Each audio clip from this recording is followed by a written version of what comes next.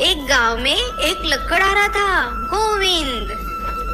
गोविंद मेहनती था। वो रोज सुबह सुबह उठ के काम पे निकल जाता था। अरे पप्पू, उठो भाई, सुबह हो गई है। आज काम पे नहीं जाना क्या? जल्दी सुबह उठना धंधे और सेहत दोनों के लिए अच्छा होता है।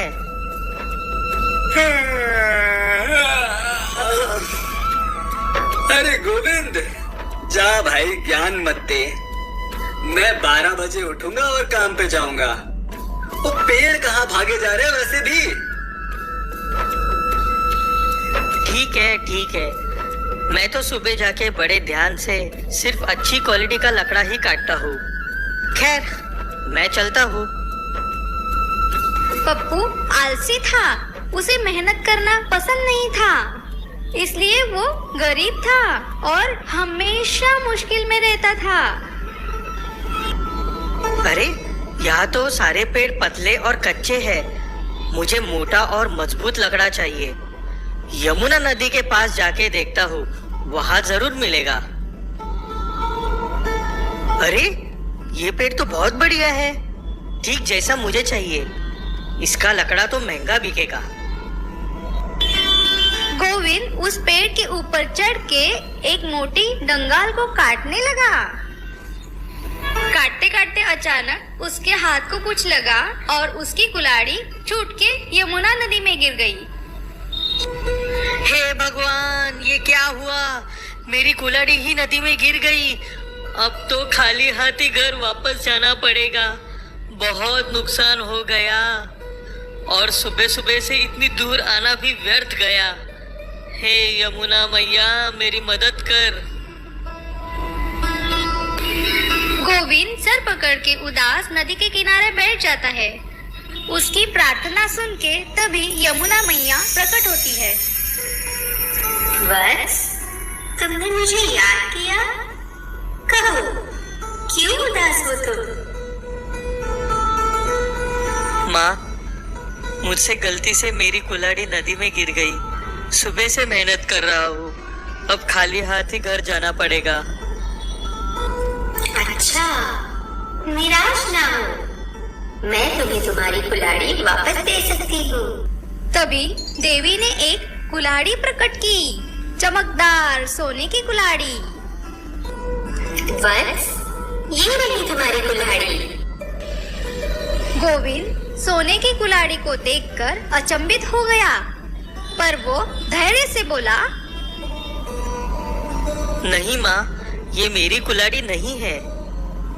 देवी माँ ने एक और कुल्हाड़ी प्रकट की, इस बार चांदी की कुल्हाड़ी। तो ये लो, ये तुम्हारी कुल्हाड़ी होगी। ये तो बहुत अद्भुत कुल्हाड़ियाँ है माँ। मेरी कुल्हाड़ी तो सस्ती लोहे की कुल्हाड़ी थी, ये मेरी नहीं है। माँ ने एक बार फिर से कुल्हाड़ी निकाली, इस बार गोविंद की लोहे की कुल्हाड़ी, जिसे देखकर गोविंद ने फौरन पहचान लिया। हाँ माँ, हाँ, यही है मेरी कुल्हाड़ी। वत्स, तुम एक मेहनती इंसान हो और मैं तुम्हारी ईमानदारी देख के बहुत प्रसन्न हुई। लो, ये तीनों कुल्हाड़ी तुम रख लो, ये सब तुम्हारी है, खुश रहो। और हाँ, ये पेड़ मुझे बहुत प्रिय है, इसको मत काटना। लो, मैं तुम्हें ये लकड़ा देती हूँ, इसे भी ले जाओ। मैं धन्य हो गया माते, मैं कभी इस पेड़ को नुकसान नहीं पहुंचाऊंगा। चलता हूँ, प्रणाम। तीनों कुल्हाड़ी और लकड़ा लेके गोविंद घर लौट जाता है। जैसे ही वो पप्पू के घर के पास से गुजरता है, पप्पू उसे देख के चौंक जाता है। अरे ये क्या, गोविंद तो वापस भी आ गया। लकड़े की कुल्हाड़ी लेके गया था, तीन कुल्हाड़ी लेके आया है, वो भी सोने चांदी सी चमकती कुल्हाड़ियाँ। और इतनी सारी लकड़ियाँ काट भी ली इसने। कुछ तो चक्कर जरूर है, पता लगाता हूँ। पप्पू गोविंद से जल भून जाता है। वो चुपचाप गोविंद का पीछा करते हुए उसके घर पहुंचा। गोविंद अंदर जाता है और अपनी बीवी को आवाज देता है। अरे ओ भाग्यवान, चमत्कार हो गया। सब छोड़ो और यहाँ आओ। आ रही हूँ। क्या हो गया? अरे वाह, इतनी चमकदार कुल्हाड़ियाँ, जैसे सोने चांदी से बनी हो। ये कहाँ से मिली तुमको? आज ना कमाली हो गया। यमुना नदी के किनारे एक मोटा वृक्ष है। मैं आज उसे काट रहा था, तभी मेरी कुल्हाड़ी गलती से यमुना में गिर गई। फिर वहाँ यमुना मैया प्रकट हुई और उन्होंने ही मुझे ये दी है। ये असली सोने चांदी की है। स्वयं यमुना मैया ने दर्शन दिए हमें। हे भगवान, हमारे तो भाग्य ही खुल गए। ये सोने की कुल्हाड़ी मैं बेचाऊंगा, बहुत धन मिलेगा। और इस चांदी की कुल्हाड़ी को मैं माँ का आशीर्वाद मान के हमेशा संभाल के रखूंगा। ये सारी बात पप्पू दूर से चुपचाप सुन रहा होता है।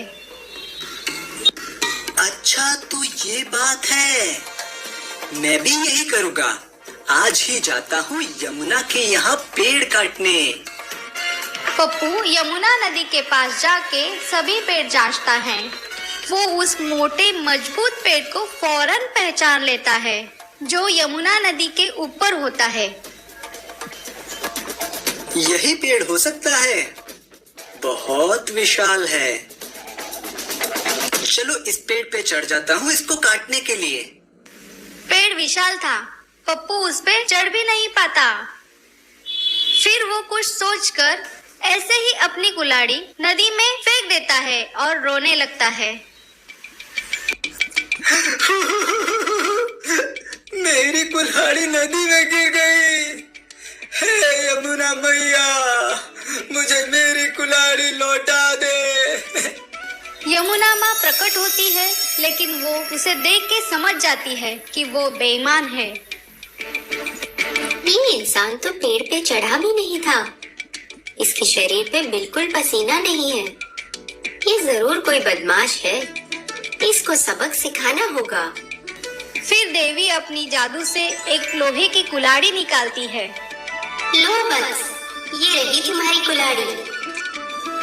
ये कुल्हाड़ी? अरे नहीं माँ, ये मेरी कुल्हाड़ी नहीं है। देवी माँ फिर अपनी जादू से दूसरी कुल्हाड़ी प्रकट करती है, इस बार चांदी की।